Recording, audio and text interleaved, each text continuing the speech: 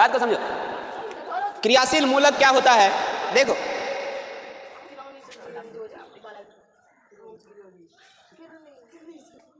CH3 और OH है। अब यहाँ पर कई पार्ट है, तो एक हाइड्रोकार्बन वाला पार्ट है C और H3, ये हाइड्रोकार्बन वाला पार्ट है, और OH जो है वो कोई और पार्ट है। तो यहाँ पर हम लोग बोलेंगे कि इसको दो भाग में बांट सकते हैं। इसको कई भाग में बांट सकते हैं, दो भाग में बांट सकते हैं। इसको कई भाग में बांट सकते हैं, दो भाग में बांट सकते हैं। तो ये भाग जो है वो कौन सा भाग कहलाएगा, तो ये भाग हाइड्रोकार्बन भाग या अक्रियाशील समूह कहलाएगा, या इसको क्या कहेंगे, अक्रियाशील समूह। क्या कहेंगे, अक्रियाशील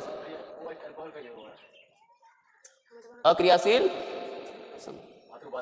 और ये वाला भाग जो है यही क्या कहलाएगा, क्रियाशील समूह कहलाएगा। इधर से राइटिंग बढ़ता ही नहीं है।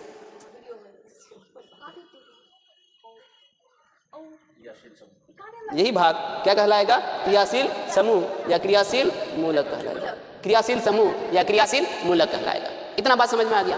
यानी हाइड्रोकार्बन के अलावा जो भाग, यानी हाइड्रोकार्बन यानी अक्रियाशील समूह, कार्बन और हाइड्रोजन के अलावा जो भाग होता है वो भाग कौन सा भाग कहलाता है, अक्रियाशील समूह, हाइड्रोकार्बन क्रियाशील समूह कहलाता है।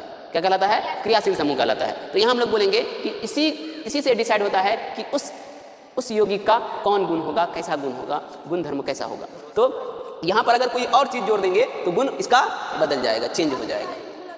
क्रियाशील समूह या क्रियाशील मूलक, वही बात, एक ही बात, वही तो दिखाएं, दो बात दिखाएं, दो बातें लिखाए हैं।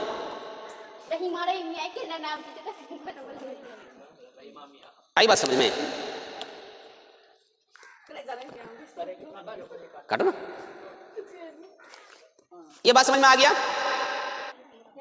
ये जो अक्रियाशील मूलक है, अक्रियाशील समूह है, अक्रियाशील समूह जो है इसी को एल्किल समूह, यहाँ देखो कार्बन और हाइड्रोजन सिर्फ है तो इसी को क्या कहेंगे, एल्किल समूह कह देंगे।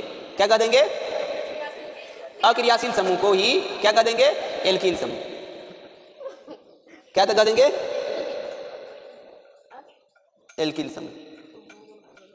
इसको कह देंगे एल्किल समूह। और इसको किससे डिनोट किया जाता है, आर से।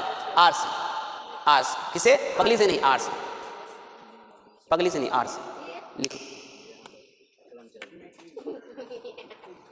बंद कर दिया ना।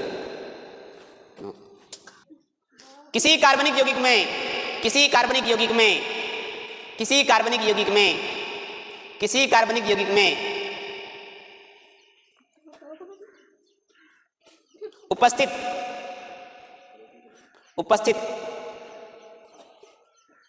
किसी कार्बनिक यौगिक में उपस्थित वह समूह, किसी कार्बनिक यौगिक में उपस्थित वह समूह जिस पर उस यौगिक का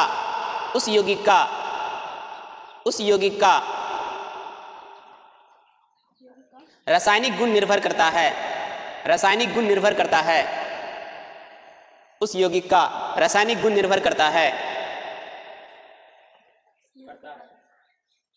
कोमा देके लिखो, क्रियाशील समूह या क्रियाशील मूलक कहलाता है। कोमा देके लिखो, अगली है इसलिए।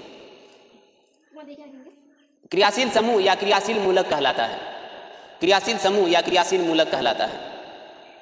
आई बात समझ में, क्रियाशील समूह या क्रियाशील मूलक कहलाता है। वो छाप लो, उठो, ये वाला छाप लो, ये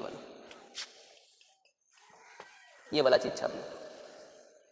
क्रियाशील समूह या क्रियाशील मूलक कहलाता है।